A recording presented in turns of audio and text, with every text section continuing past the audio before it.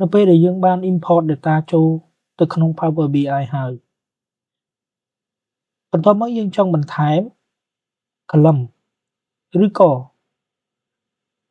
delete column ដែលយើងបាន upload ចូលទៅក្នុង Power BI នេះតើយើងធ្វើដូចម្តេចដើម្បីកុំឲ្យមានបញ្ហា error តោះកុំឲ្យខាតពេលយូរយើងចូលទៅកាន់មេរៀនទាំងអស់គ្នា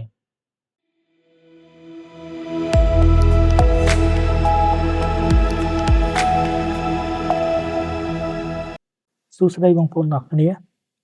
វីដេអូនេះខ្ញុំចែករំលែកអំពីរបៀបនៃការលុបឬក៏បន្ថែម column ទៅលើ raw data ដែលយើងបាន import ចូលទៅក្នុង Power BI រួចហើយបើយើងចង់ delete ឬក៏ចង់បន្ថែមតែយើងត្រូវធ្វើដូចម្តេចព្រោះថានៅក្នុង Excel នេះគឺយើងមាននេះ column ពី A រហូតដល់ I យើងមាន number មាន year មានmonth មាន date មាន product មាន quantity មាន unit មាន total and target sold ទៅហើយបន្ទាប់មករបាយការណ៍ហ្នឹងគឺdata Excel ហ្នឹងគឺយើងបាន import ចូលទៅក្នុង Power BI រួចហើយដូចที่អ្នកទាំងអស់គ្នាបានឃើញនេះហើយបន្ទាប់មកយើងចង់លុបនៅ column ឧទាហរណ៍ថាខ្ញុំអត់ចង់បាន column data target sold នេះទេតើខ្ញុំត្រូវធ្វើមិនអញ្ចឹងតោះកុំឲ្យខាត់ពេលអញ្ចឹងខ្ញុំ delete column នេះចោលតែម្ដងបន្ទាប់ពី delete ហើយខ្ញុំ save ដល់ពេលដែលយើង save រួចហើយយើងត្រឡប់ចូលមក Power BI យើងចុច refresh ឃើញអត់ cell report the column target sold of table was not found អញ្ចឹងមិញហ្នឹងគឺខ្ញុំបាន delete នៅ column target sold ហ្នឹងហើយអញ្ចឹងវា load error បែបហ្នឹងយើង refresh មិនក៏អត់ទៅដែរតែយើងត្រូវដោះស្រាយមិនអញ្ចឹងដើម្បីដោះស្រាយបានយើងទី1ជំហានទី1យើងចូលកន្លែង transform data នេះមកបន្ទាប់មកអ្នកទាំងអស់គ្នាទាញមើលឃើញអត់មានរបាយការណ៍មាន column target sold នេះអញ្ចឹងដើម្បីដោះស្រាយបញ្ហានឹងបានអ្នកទាំងអស់គ្នាកន្លែងក្លែកមកមើល apply step នេះអ្នកទាំងអស់គ្នាចុចកន្លែង change type អ្នកទាំងអស់គ្នា delete step មួយនឹងចេញទៅបន្ទាប់មក data ហ្នឹងគឺចាប់ផ្ដើម import ចូលសាមីហើយមានន័យថាវាលែង load error បន្ទាប់មកយើងដូរ type ទៅតាមអ្វីតាមប្រភេទនៃ data របស់យើងទៅដូច date នេះខ្ញុំដូរទៅ date ទៅ product នេះជា text quantity នេះជាលេខខ្ញុំដាក់full number unit price នេះជា decimal total price នេះជា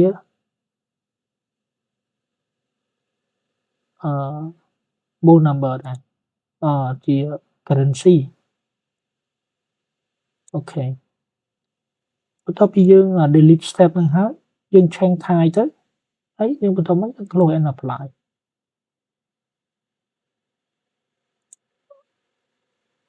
ឃើញអត់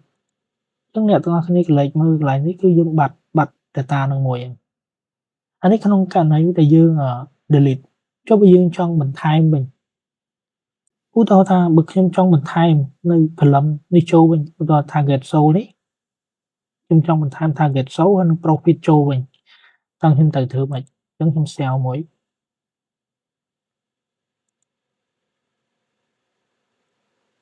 អញ្ចឹងនៅពេលដែលយើងចូលមក Power BI មិញយើងបានបន្ថែមហើយអញ្ចឹង column នេះក៏អត់មានដែរ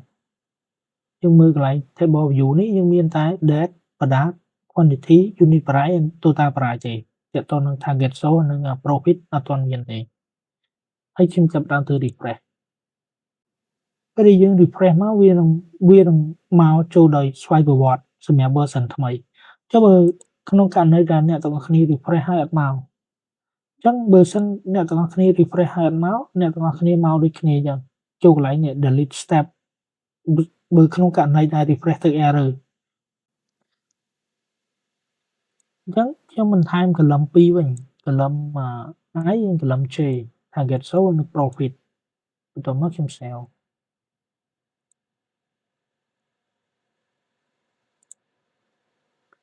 តទៅ sell ហើយខ្ញុំចុច refresh នេះគឺ column the of table was not found អញ្ចឹងយើងចូល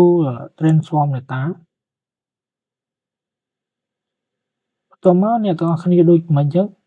ឃើញវា load សញ្ញានេះមានន័យថាវា error កាឡាក្រហមសនេះ error ហើយអញ្ចឹងយើងចូលកន្លែង change step នេះហើយបន្ទាប់មកយើង delete change type នេះមកកន្លែងយើងចូលមកកន្លែង apply step នេះមកបន្ទាប់មកយើងចូលកន្លែង change type នេះយើង delete មក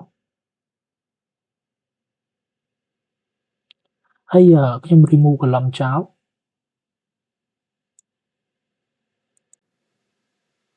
សម្រាប់ការបន្ថែមវានឹងស្គាល់ដោយស្វ័យប្រវត្តិប៉ុន្តែក្នុងករណីដែលវាមានយើង remove column មួយចោលហើយបន្ទាប់មកយើងបន្ថែមចូលទៅយើងត្រូវធ្វើម៉េចយើងចូល transform data នេះមកបន្ទាប់មកយើងចូលកន្លែង apply step នេះមក remove column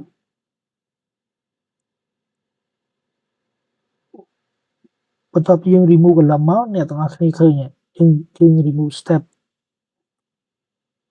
remove column នេះមកបន្ទាប់មកអ្នកទាំងអស់គ្នាឃើញ load ចូលអត់នេះ target show and profit ហើយបន្ទាប់មកយើង change type ទៅឥឡូវខ្ញុំចង់ delete remove នេះចោលខ្ញុំមិនទុកទេ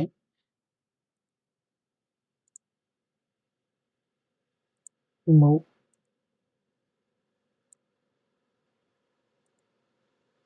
ហើយបន្ទាប់មកយើង change ទៅ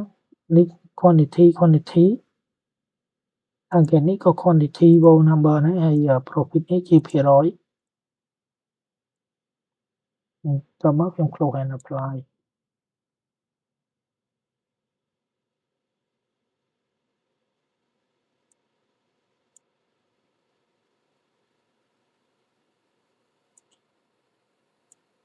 ចឹងនេះចឹង column 2ដែលខ្ញុំបានបន្ថែមចូលមកហ្នឹងគឺបានចូលមកហើយគឺតើតនឹង target sold ហើយនឹង profit 30នេះដោយសារតែយើងវាជាចំនួនផលបូកចឹងវា load 30ចឹងទៅមួយទៀតបើសិនអ្នកទាំងអស់គ្នា delete remove hide remove column remove type remove header ហើយនៅតែមិនស្គាល់ទៀតអ្នកទាំងអស់គ្នា remove ទាំងអស់មកទុកតែ data source នេះយើង remove ទុកតែ data source មកហើយបន្ទាប់មកយើងចូលកន្លែង header នេះយើង hide ទៅលើ true នេះមកដក tick មកយើងចុច OK បន្ទាប់ពីនឹងមកនេះយើងសម្រាប់ data យើងនេះគឺយើងទុកតែ cell report ទេអញ្ចឹងកាលណាយើងអត់ត្រូវការយើងដកចេញដែរមកហើយយើងចុចកន្លែង data នេះមកខាងស្ដាំ remove order column បន្ទាប់មកយើងចុច spreadsheet នេះមកកន្លែងនេះបើសិនអ្នកទាំងអស់គ្នាចង់ទុក column ហ្នឹង original column name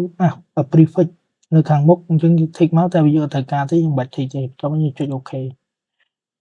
បន្ទាប់ពីចុច OK មកយើង promote នេះ column header first row នេះ header នេះចុចកន្លែងនេះមកអូខេខ្ញុំអត់ត្រូវការខ្ញុំ remove ចោលyear ទៅ year month day date អីចឹងទៅ quantity ត្រូវអស់ហើយអូខេបន្ទាប់មកខ្ញុំ close and apply